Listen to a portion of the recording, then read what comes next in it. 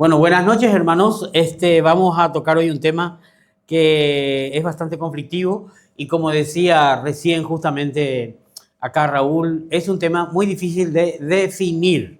¿Por qué? Ni siquiera los filósofos pueden definir este tema del posmodernismo. Pero sin embargo, nosotros con la sabiduría espiritual, voy a utilizar el término que yo utilizo, Amado, ¿verdad? La sabiduría espiritual, podemos detectar la infiltración de la iglesia. Y como estamos acostumbrados acá, para aquellos que nos visitan, hacer algo práctico. ¿En qué me afecta a mí en forma personal, como hijo de Dios, como cristiano, como creyente, que tiene fe en Jesucristo, el posmodernismo? ¿Cómo me afecta? ¿Cómo estoy actuando? ¿Será que toda la filosofía posmoderna que hay en el mundo me está afectando en mi mente y yo estoy actuando de esa forma, como ellos me están influenciando? Pues bien, lo que sí podemos darnos cuenta en cosas bien prácticas es que la generalidad de las iglesias locales en la actualidad, iglesias locales, cuando hablamos de iglesias locales estamos hablando de Usatú, estamos hablando de Upané, estamos hablando, las iglesias de los hermanos se llaman generalmente como el barrio, ¿verdad? Como el barrio, excepto creo que Sinaí. Sinaí no se llama, el barrio no se llama Sinaí, ¿verdad? ¿No? Bueno, pero siempre se llaman así, ¿verdad? Estamos hablando de iglesias locales. ¿Cómo les afecta, ¿verdad? ¿Cómo les está afectando? Y la mayoría de las iglesias perdieron ese fuego, ese fuego que tenían los primeros cristianos que arrasaban, predicaban el evangelio. Por momentos tenemos, por otros momentos dejamos. De hecho que se promueve mucho los avivamientos, ¿verdad? Pero generalmente los avivamientos que se hacen es por música, por conciertos, por actividades, pero no realmente por el movimiento del Espíritu a través de la palabra de Dios. Hoy tenemos ese problema. Yo estoy preocupado porque las iglesias no tienen fuerza, no tienen poder. Los propios líderes como que se están rindiendo y perdiendo la pulseada con estas doctrinas, ¿verdad? Entonces, vamos a ver por qué ocurre esto en esta noche, ¿verdad? ¿Saben lo que es? ¿Conocen la historia, la mitología? Esto escrito por Homero del caballo de Troya, ¿verdad? ¿Se conocen? Todo el mundo creo que conoce eso, ¿verdad? No podían romper las murallas de Troya, ¿verdad? Entonces, dijeron los invasores, supuestamente se rindieron y dejaron un regalo para que lo introduzcan los de Troya. Y cuando vieron que los barcos se fueron, los troyanos, seguros, contentos, festejaron, hicieron una fiesta gigante y metieron el regalo, que era un hermoso caballo.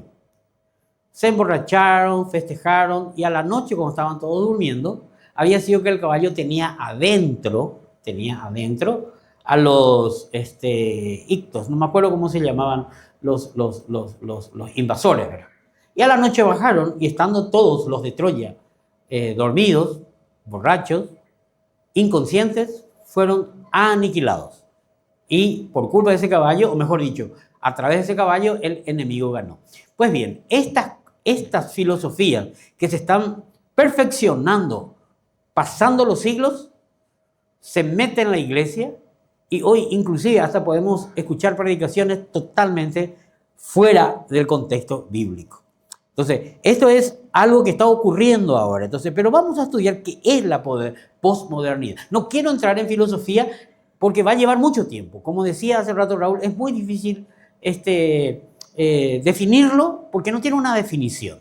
Es algo que hay que detectarlo, ¿verdad? Esto más que nada es un movimiento. No es una escuela de pensamiento, no es una filosofía especial, es un movimiento filosófico y cultural que surge después de la Segunda Guerra Mundial. Y quiero contarles, porque tuve la experiencia, gracias a Dios, a través de mi trabajo. Yo viajo mucho, viajé a Corea del Sur, estuve en Corea del Sur y ahí hablando, y me voy un día paseando por la ciudad. Hay una plaza gigantesca en el medio de la capital de Corea del Sur, donde habían, digo yo, 10.000 jóvenes. Jóvenes, todos jóvenes, 10.000. Impresionante la cantidad de jóvenes que había en esa plaza, ¿verdad? Y caminábamos, nadie hablaba. Era entre semana, un día a la mañana, la mayoría salía de la facultad, la mayoría salía de su trabajo, se iban a esa plaza muy conocida, comían su sándwich y todos con el celular. Y habían 3, 4, 5 amigos sentados, 5 amigas sentadas, grupo, y se comunicaban entre ellos, pero por celular, no se hablaban. A mí me llamó mucho la atención. Esto ocurrió hace aproximadamente 6, 7 años atrás, cuando yo estuve por Corea, y le pregunté al que era mi guía en ese lugar, y me dice que estos jóvenes no quieren trabajar, ya no les preocupa la interacción, ¿verdad? Ya no les preocupa el futuro, viven el presente, ¿verdad? Ellos solamente quieren, vamos a decir, vivir el presente. ¿Y por qué? Le dije. Y porque ellos sufrieron mucho después de la Segunda Guerra Mundial, porque vos te vas a Corea hoy y es impresionante la tecnología, es impresionante vamos a decir, todos los edificios. Ellos viven en la comodidad. Son un país que no son un país del tercer mundo. Es un país realmente moderno con mucho dinero. Entonces los jóvenes dicen, mi papá trabajó desde que nació hasta ahora, murió y no pudo gozar de todo el esfuerzo. Y la mayoría piensa así. Entonces a ellos no les interesa el futuro. No les interesa que el país se destruya, no les interesa. Entonces ellos lo que quieren es sencillamente, vamos a vivir el presente y gozar, vamos a viajar, vamos a hacer así. Ese es el pensamiento postmoderno. Y ahí en Corea es un ejemplo muy interesante. Yo al estudiar esto, rememoré aquel momento y me di cuenta cómo estaban viviendo esa gente. Los jóvenes de Corea de aquel tiempo no les interesa el futuro.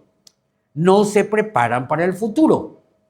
Entonces, todo vamos a decir, el país, la potencia que es Corea, se pierde porque no va a haber gente. Además, avanzó muchísimo también la ideología de género en ese lugar, ¿verdad?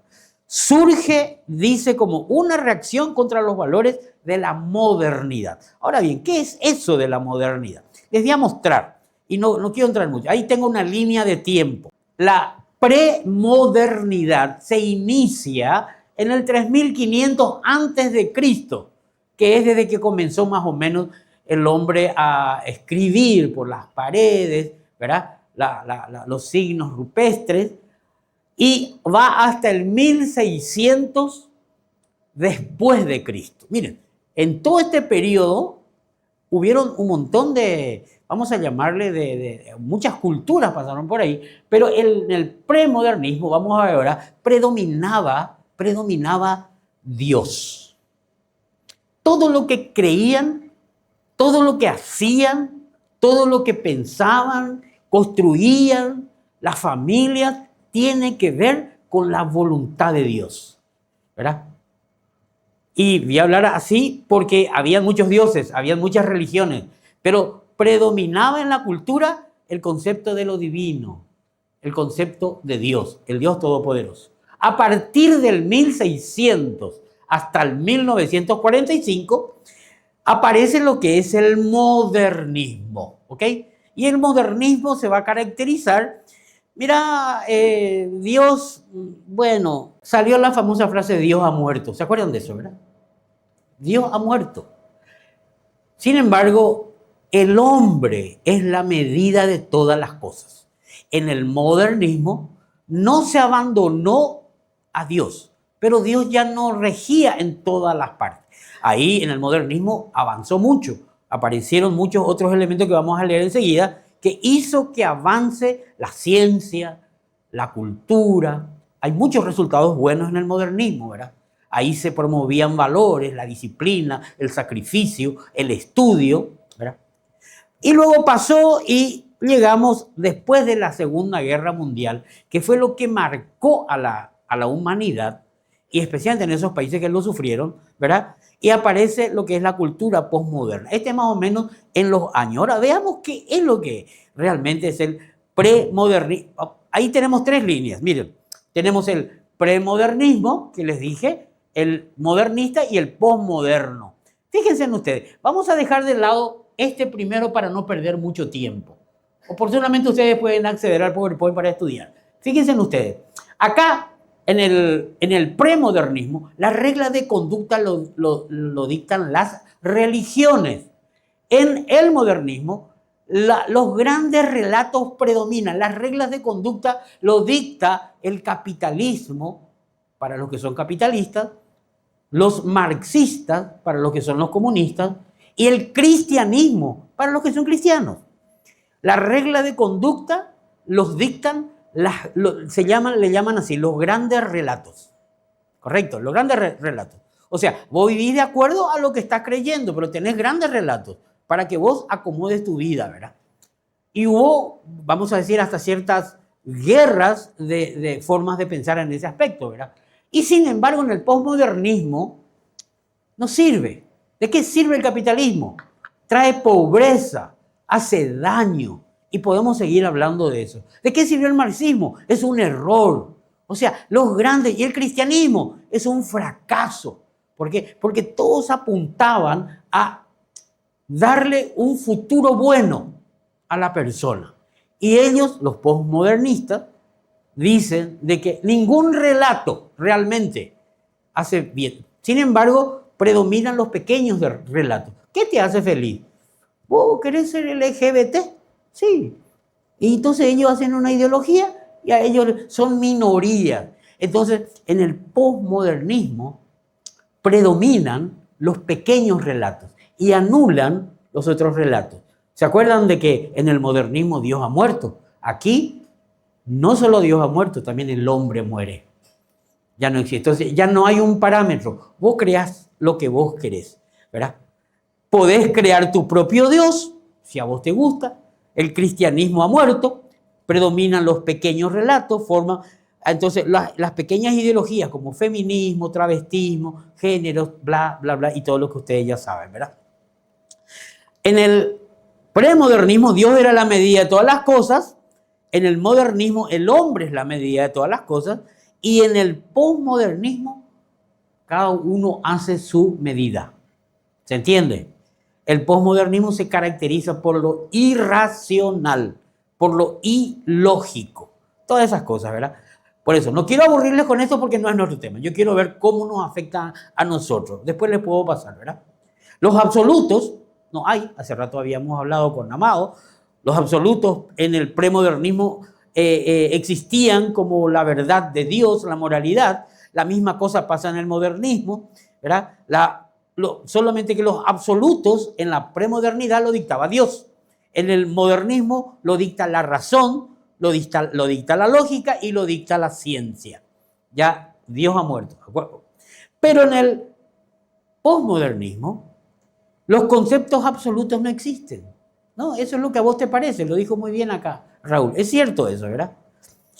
Entonces, lo que dicen ellos es que se enfatizan muchas perspectivas. Vos podés ver lo mismo de diferentes áreas y podés hacer. Eso es. Ahora, ¿cómo eso nos afecta a la iglesia? No quiero aburrirles porque esto es muy complicado y es largo. Entonces, más o menos para tener una idea, ¿cómo afecta esto a la iglesia? ¿Cómo afectó a la iglesia esto?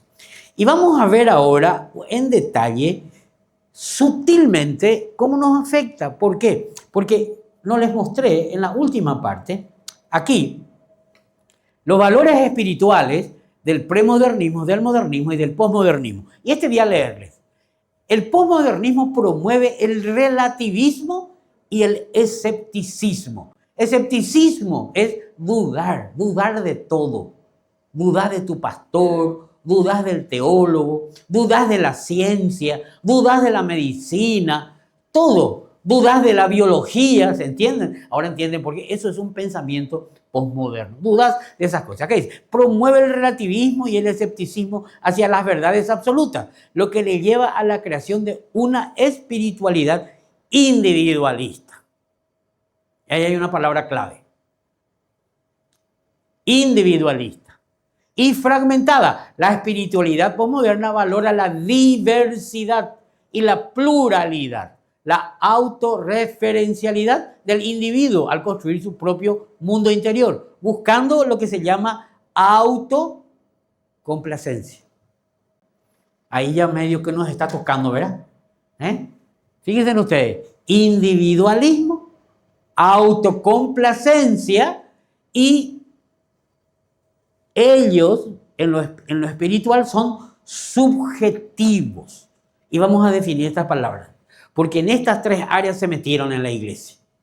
En estas tres y en todas las iglesias, aún la de los hermanos libres. Entonces, vamos a ver las tendencias por un pantallazo rápido. Si quieren aprender del posmodernismo, van a tener que estudiar por su lado.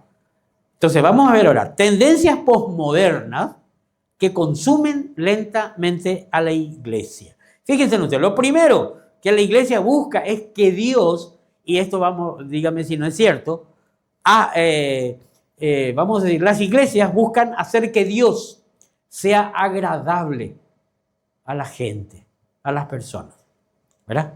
¿Sí o no? No vaya, no, Dios es bueno. Conocí a un hombre que le engañó a su esposa y después se fue a la iglesia y le contó a su pastor y el pastor la abraza y le dice, no te preocupes, Dios es bueno. Y sí, Dios es bueno, pero sí tiene que preocuparse. Engañó a su esposa, no, tranquilo, cualquiera comete un error. Y esa es una consejería barata. ¿Por qué? Porque hace a un Dios agradable. El pastor estaba más interesado en que no se vaya de su iglesia, en que siga ofrendando, que en realmente aconsejarle según la palabra de Dios, ¿verdad? Y así como eso tenemos miles de cosas. Buscan hacer a Dios agradable a la gente, a los pecadores, en vez de buscar que los pecadores teman y agraden a Dios. Ahí luego ya cambió la perspectiva. Ahí ya cambió la tendencia de la iglesia. Esto es un pensamiento posmoderno, es una cultura posmoderna que se metió en la iglesia. Los pastores aflojan, los teólogos aflojan en su interpretación. ¿Para qué? Para que Dios sea más bueno y para que vos quieras estar cerca de Dios porque no estás conociendo al Dios verdadero. La Biblia muestra claramente los celos de Dios, la ira de Dios. Dios es fuego consumidor, así dice la Biblia, pero esas cosas no se hablan. Entonces, esa es la tendencia. En estas tendencias se han infiltrado en los conceptos que se tienen de Dios, no conocen a Dios, al verdadero. La iglesia, la vida cristiana y en la adoración. Y eso hoy vamos a tener un concierto, ¿verdad? Algunos ya vinieron, se me dio porque ya comienza. No, hasta que entré yo acá y dice, otra vez vamos a estudiar la Biblia, socorro. ¿Por qué? Porque quieren el concierto. Pero vamos a tener el concierto, ¿verdad? Pero vamos a hablar de eso ahora, justamente. Entonces, poco a poco hacen que estos conceptos se trivialicen. Hoy nadie tiembla cuando hablamos de Dios. Los hebreos ni mencionaban su nombre por el temor que le tenían. Y hoy hay tres cosas que dominan la conciencia de la sociedad en la que vivimos. El individualismo, y acá en el Satí también. Y vamos a hablar de eso ahora. La subjetividad y la autocomplacencia. Vamos con el primero. Vamos con el individualismo. El individualismo es una corriente filosófica también. Es una corriente de pensamiento y una práctica cultural que valora, fíjense ustedes, mira qué lindo que es, que valora la dignidad, los derechos, intereses de las personas individuales por encima de los grupos. Promueve la independencia, la autosuficiencia y la autonomía del individuo, oponiéndose a la intervención de las instituciones. Fíjense ustedes, el individualismo se opone a que una institución, el Estado, cualquier institución, el partido político, la iglesia local, los pastores, los líderes, intervengan en su vida personal. No te puedes meter en mi vida, ¿verdad? O sea, quitándole la autoridad a los ancianos, a los pastores. El individualismo es la propensión de obrar según el propio interés y no en concierto con la colectividad. Egoísmo de cada cual en los deseos efectos e intereses. Fíjense en ustedes, el individualismo, ¿verdad? Y acá ya tenemos que pensar en nosotros, ¿eh? Dejemos ahora la filosofía posmoderna. Esto ya es, vamos a decir, esto es vivir en clave posmoderno. Vos estás viviendo, vos no te das cuenta, pero vos estás viviendo así.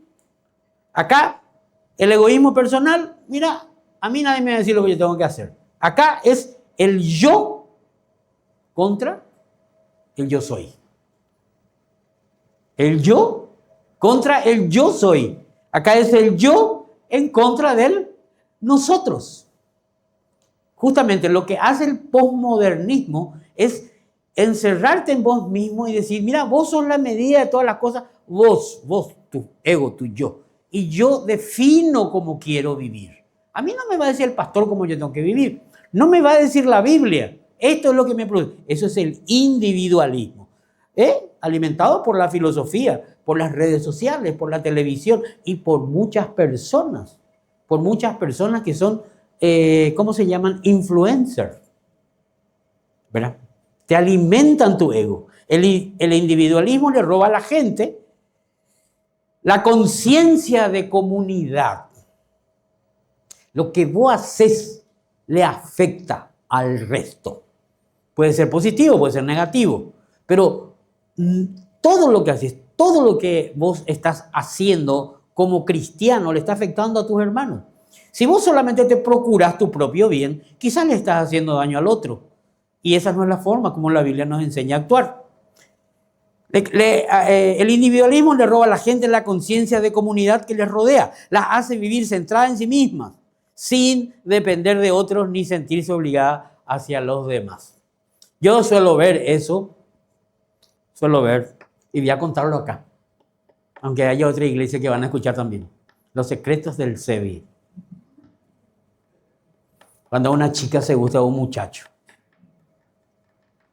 y le cuenta a su amiga, y justo a esa amiga le gustaba también ese muchacho. Entonces hace toda una estrategia para conseguir al muchacho, porque piensa en mi propio gusto. Se acabó la lealtad, se acabó el compromiso con el prójimo, vamos a decir. Porque si confías en Dios, realmente Dios va a hacer, si es para vos o no, o quizás ni para alguna, pero no importa. Entonces tu comportamiento fue individualista. Y hoy estuvimos hablando del tribunal de Cristo, eso también va a venir a juicio. ¿Verdad? Entonces, les hace vivir centrada en sí misma, sin depender de otros ni sentirse obligada hacia los demás. ¿Verdad? Subordina las necesidades del grupo para su propio bienestar. Ese es el individualista. Los objetivos y deseos y el bienestar de la persona individual tiene prioridad sobre los colectivos. Cree tener derecho a pensar y actuar con independencia, sin sujetarse a normas generales impuestas por los grupos o el Estado. ¿Verdad? Promueve por sobre todo la autosuficiencia. ¿Verdad? El individualista instintivamente actúa como si la sociedad es una herramienta artificial que solo existe para promover su bienestar. Él juzga, toma las decisiones basándose en verdades establecidas por sus propios criterios.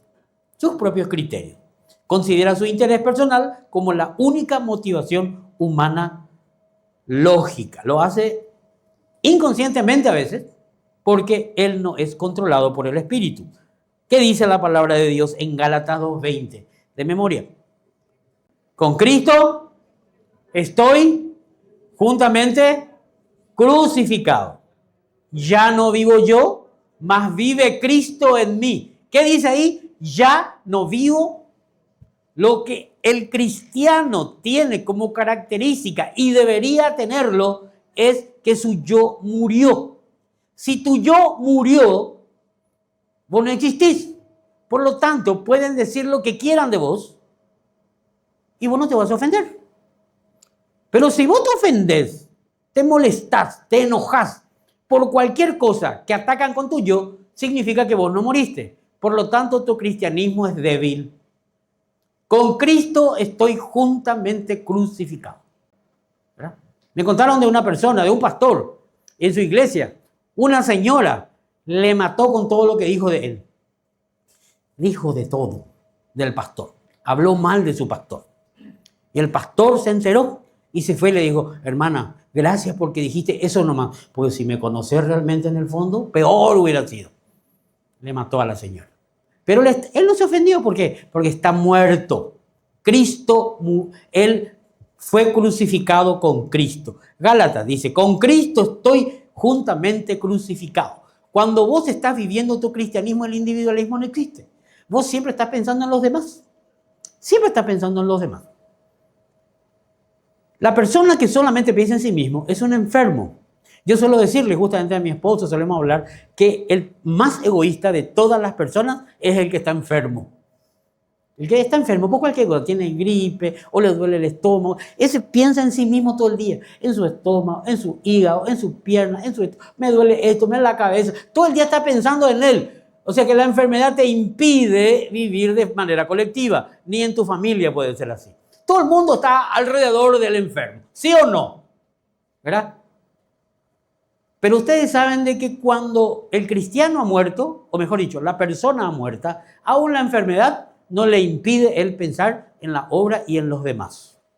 Es algo que es muy notorio, especialmente en muchos personajes históricos, cristianos, héroes de la fe, ¿verdad? Entonces, crucificado con Cristo. Hay otro versículo que ataca esto. Proverbios 3:7. Proverbios 3:7 dice así: no seas sabio en tu propia opinión. Esto es todo un tema.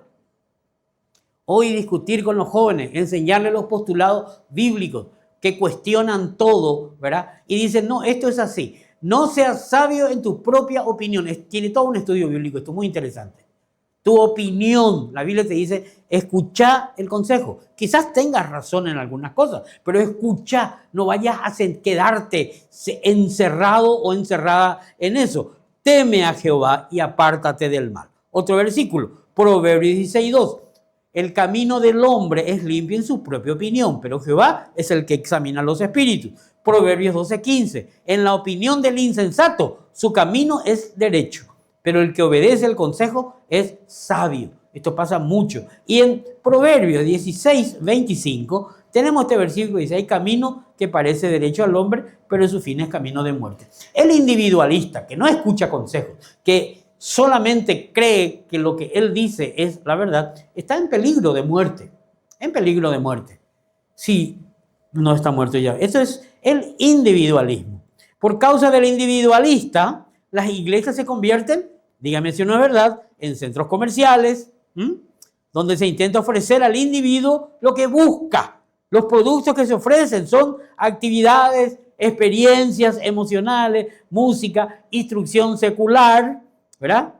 Entrenamiento religioso para niños y jóvenes y también mensajes motivacionales. Esto produce el individualismo. Las iglesias entonces crean actividades para tener más gente y satisfacer la individualidad de cada miembro.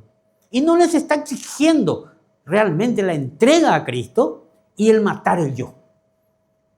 Cuando se hace eso, hermano, la mayoría se va a otro lado.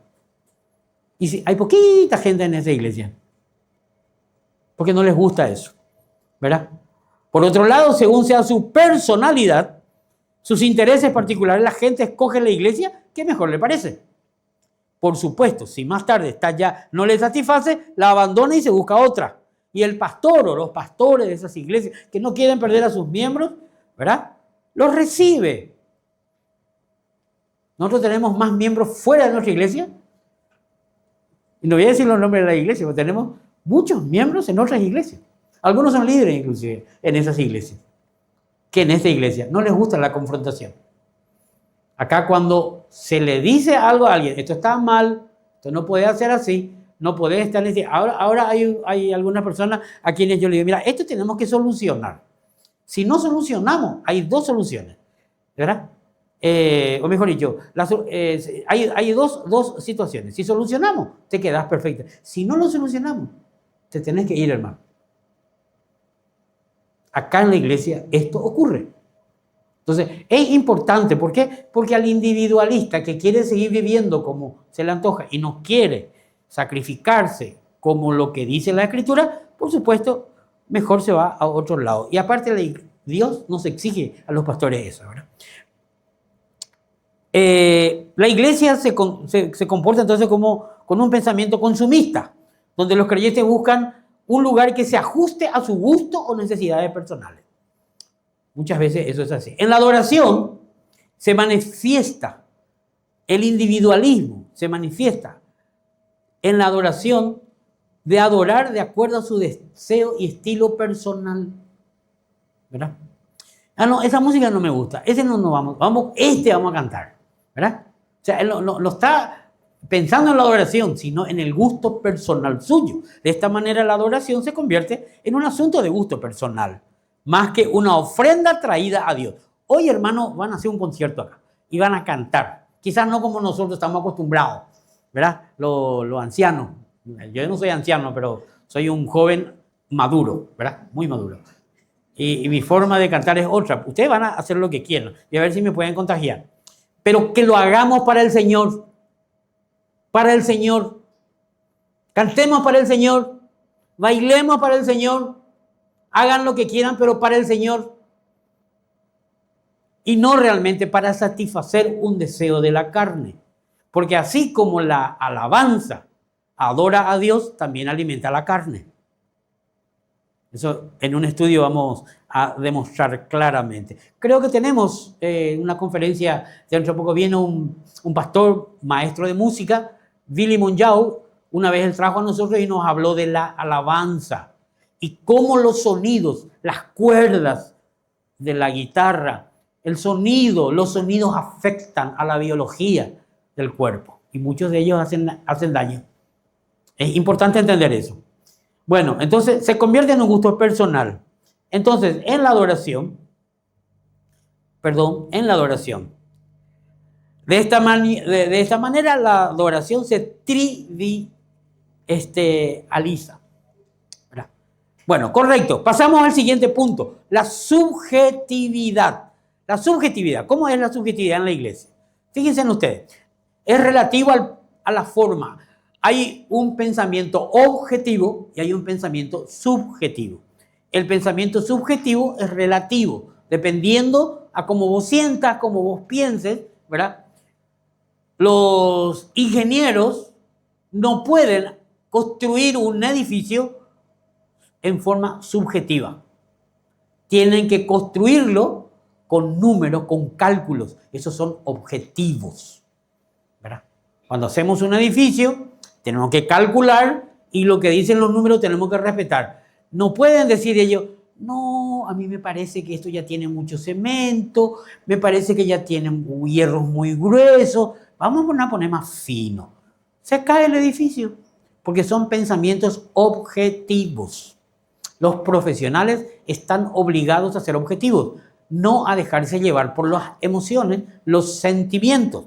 Aquí en este caso, por ejemplo, y eso ocurre en la iglesia, no me parece. Sí. Lo relativo al propio modo de sentir o de pensar del sujeto, no del objeto en sí. El individuo subjetivo considera lo externo solo a través de su conciencia. Él piensa y actúa como percibe.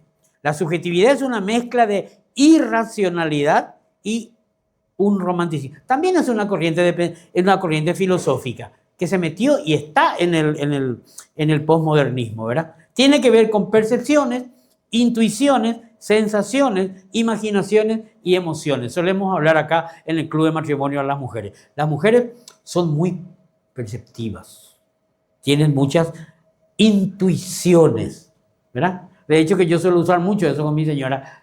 ¿Qué te parece? Como que huele, no me gusta, ¿verdad? Y la pega y tiene razón, ¿verdad? ¿Por qué? Porque son más perceptivas, pero es subjetivo. A veces se equivocan. ¿Por qué? Ese tipo no me gusta. Esa mujer no me gusta. No me gusta cómo se te hace, cómo te habla. Ah, bueno, está oliendo algo. Allá su pantalla. Nosotros los hombres tenemos una antenita Conocen ustedes la antenita, ¿verdad? De Chapulín Colorado, ¿verdad?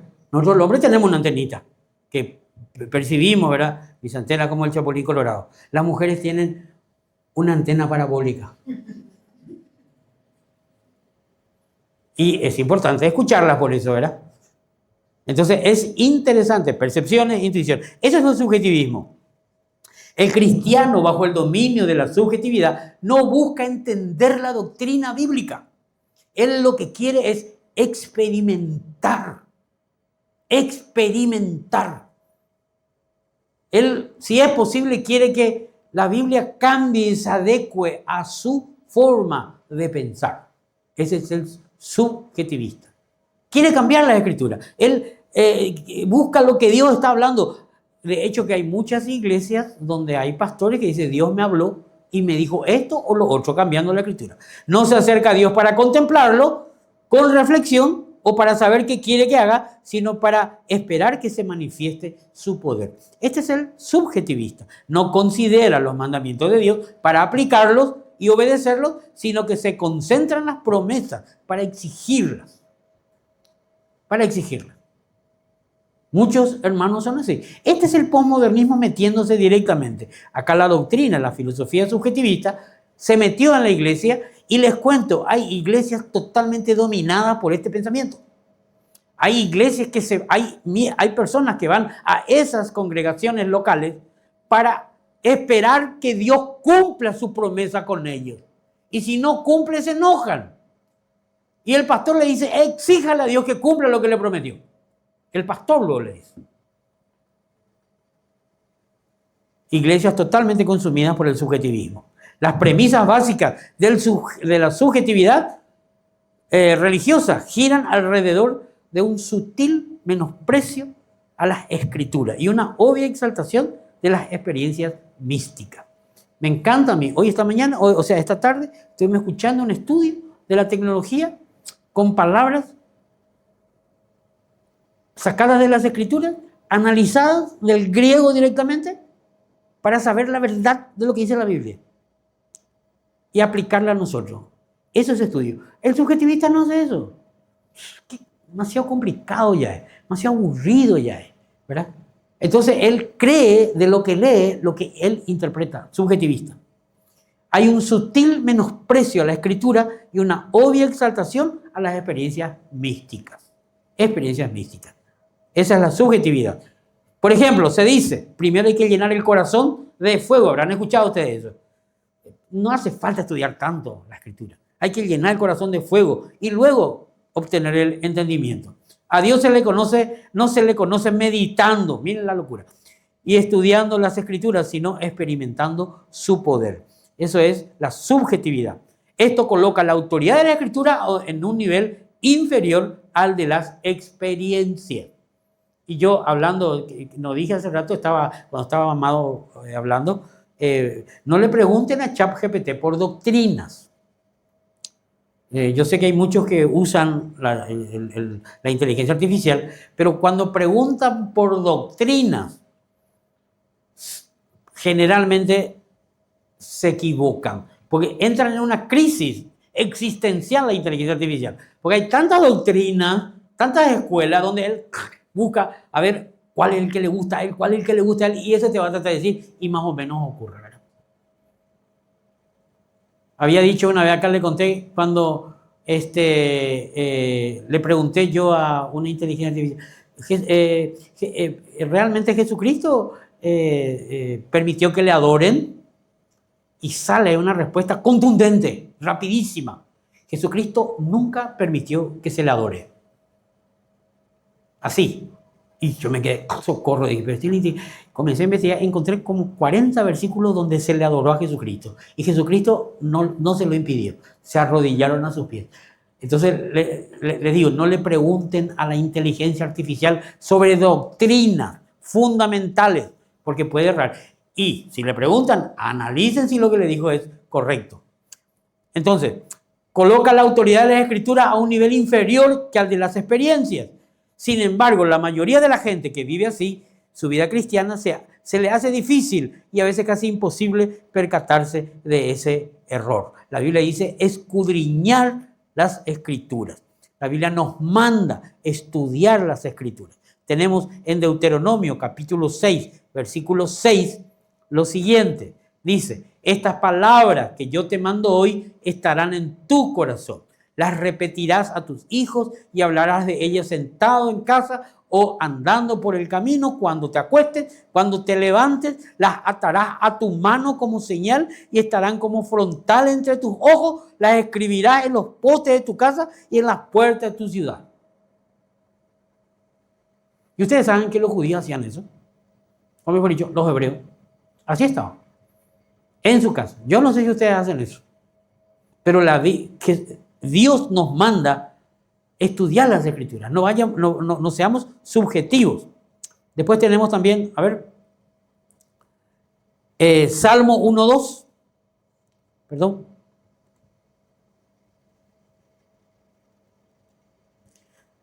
Sino que en la ley de Jehová está su delicia, y en su ley medita de día y de noche. Lo que nos manda la Escritura es que meditemos, leamos, que esté siempre frente a nosotros, y que leamos las Sagradas Escrituras, la palabra de Dios. La palabra de Dios va a hacer su efecto y va a quitarnos nuestra subjetividad. ¿Verdad? Salmo 1:2.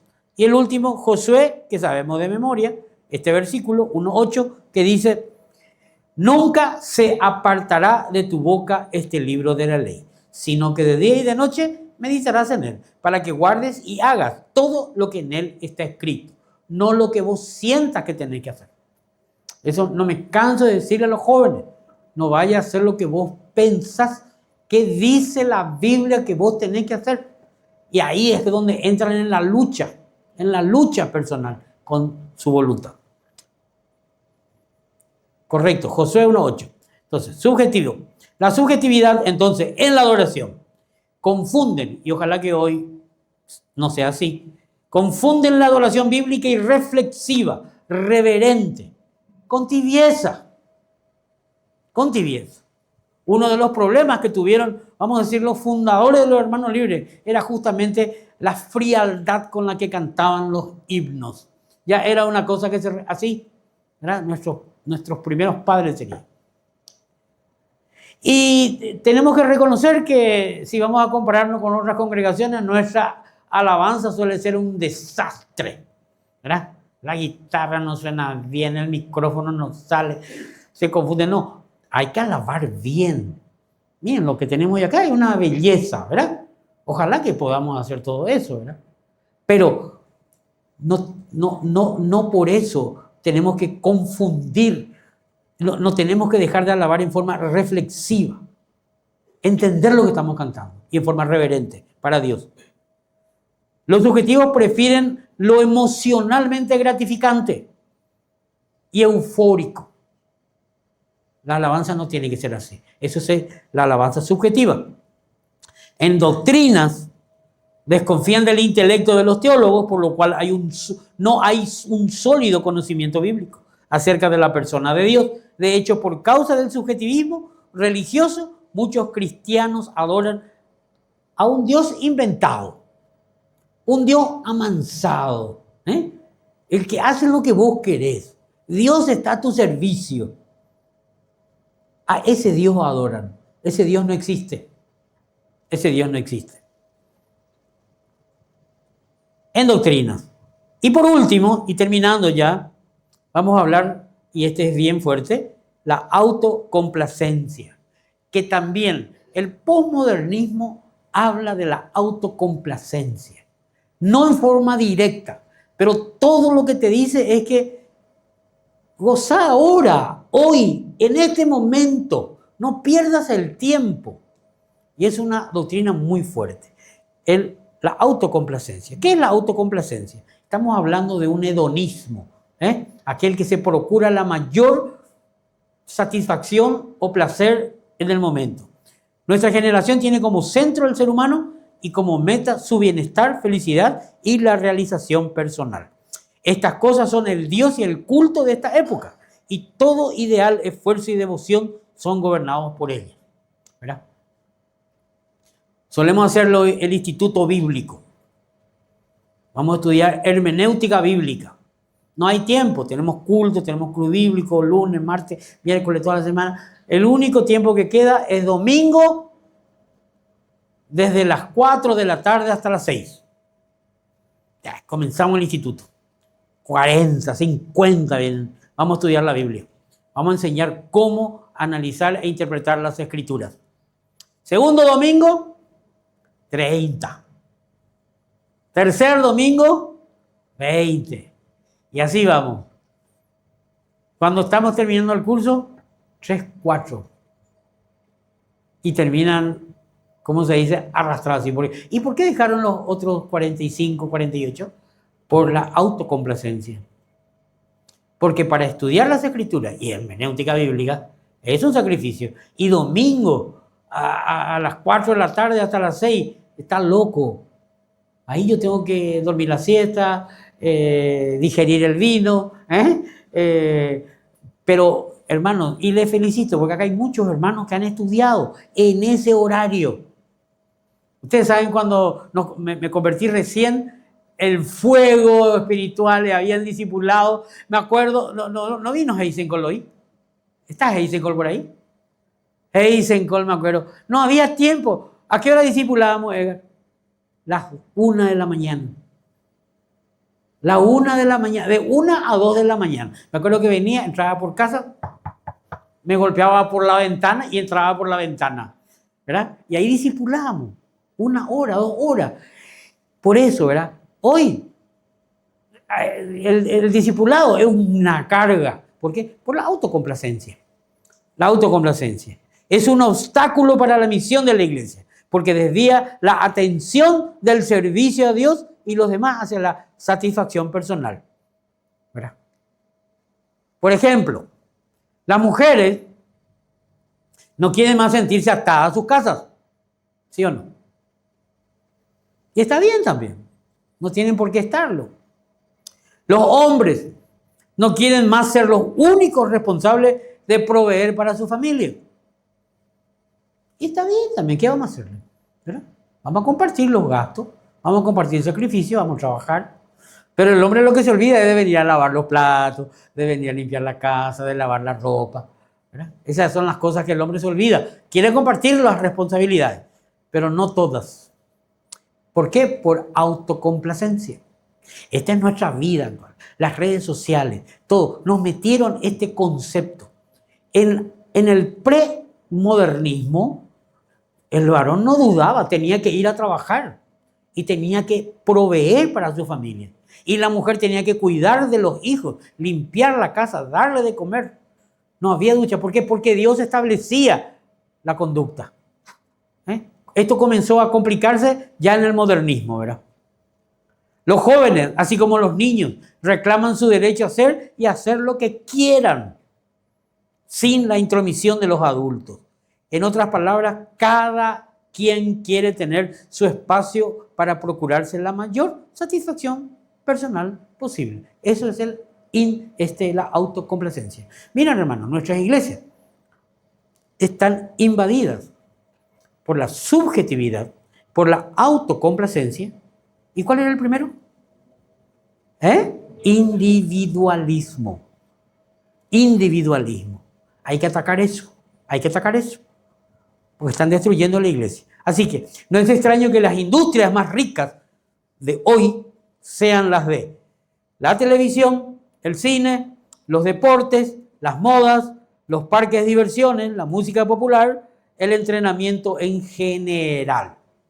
En Estados Unidos se comenzaron a construir iglesias que están rumbo o por el camino a las playas. Entonces, vos te vas a la iglesia, salís y ahí te vas a la playa. Entonces, te sentís bien.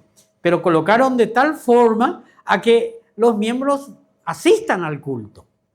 Porque si no estaba la iglesia en ese lugar, no se iban directo a la playa. La autocomplacencia. Tampoco es de extrañar que la psicología y las filosofías de autosuperación, autoestima personal sean tan populares. Y hoy las predicaciones bíblicas o expositivas fueron reemplazadas en muchos casos por los los mensajes de autosuperación, autoestima, ¿verdad? Aunque uno se da cuenta que no es cierto, ¿verdad? La razón de su popularidad es que estas cosas nutren el ego de la gente, el yo. En la adoración, y con eso termino, la autocomplacencia se ha infiltrado para hacerse más grata, placentera a los adoradores. Por eso el afán de muchas iglesias hoy es tener una adoración creativa, con buenos equipos de sonido, dirigida por buenos ministros de adoración, con buena alabanza, con música de calidad y que no deje nada de desear a los asistentes. Cuando estas cosas se hacen para autocomplacerse, es un pecado. ¿Tenemos que tener buenos equipos de sonido? Sí. ¿Tenemos que tener buenos ministros de adoración? También. Pésimo es. Es una vergüenza que pase a dirigir uno que no le pega ni a una nota musical. Sería un desastre, ¿verdad? Por eso a veces nosotros no dirigimos mal las canciones en la iglesia. Porque realmente tenemos que hacer lo excelente para el Señor. Pero cuando se hace por autocomplacencia, eso es un pecado. Eso está mal. Es incorrecto. Tiene que hacerse con excelencia. Es algo que me acuerdo que Miguel siempre hablaba acá, Yiyito hablaba, hay que hacer las cosas con excelencia. Arete, ¿está mi Yiyito por aquí? No le veo. ¿Está? Bueno. Se fue a autocomplacer ya. Ministro de oración, con música de calidad y no dejen nada de ser los asistentes. Esa es la Por esto, ¿verdad? Todo esto es para la gloria de Dios, dicen, pero en su esencia esto no es sino la influencia del espíritu posmoderno de la autocomplacencia, aunque los que lo hagan no se den cuenta del origen erróneo de sus prácticas. Jesucristo dijo totalmente al revés: he descendido no para hacer mi voluntad. O sea, yo no vine a la tierra para autocomplacerme, no vine para eso, sino para hacer la voluntad de Dios. A veces hacer la voluntad de Dios demanda sacrificio, demanda renunciamiento, que a veces no queremos hacer. No se haga mi voluntad sino la tuya, dice Jesucristo.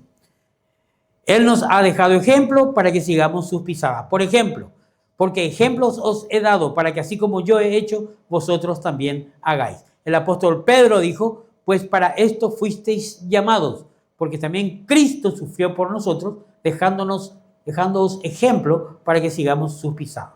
Y Pablo, en Gálatas 1:10, dice, pues busco ahora el favor de los hombres o el de Dios. ¿O trato de agradar a los hombres? Pues si todavía agradara a los hombres, aún a mí mismo, no sería siervo de Cristo. Estos hombres de fe, estos ejemplos que tenemos, no son autocomplacientes. Para concluir, si nuestras iglesias, y vamos a preguntarle a ti, y acá seguramente Sinaí también puede hacer la pregunta, si nuestras iglesias están dominadas por el individualismo, la subjetividad y la autocomplacencia, es, vamos a decir, la causa, porque estamos fríos, porque estamos débiles espiritualmente. Y esa es la influencia que se metió del posmodernismo a nuestras iglesias. Es algo que tenemos que analizarlo. Si a vos te cuesta pagar el precio por Cristo, con sacrificio, abandonar tus gustos en pro del Evangelio, en pro del avance de la iglesia, ¿verdad? Eso no significa que vas a vivir una vida realmente aburrida o triste o mala. No, no, no. Es bueno que vos te procures no ser individualista. Tus acciones afectan al resto. Solemos decir, cuando no venía a la iglesia, tu asiento vacío está hablándole, está diciendo mucho, está predicando. Tu asiento vacío, ¿verdad? Lo que vos hagas o dejes de hacer afecta al resto. Pensá bíblicamente, objetivamente, no subjetivamente, y no te procures lo mayor. Si hacemos eso, entonces ahora es hora de cambiar. Amén. Muchas gracias.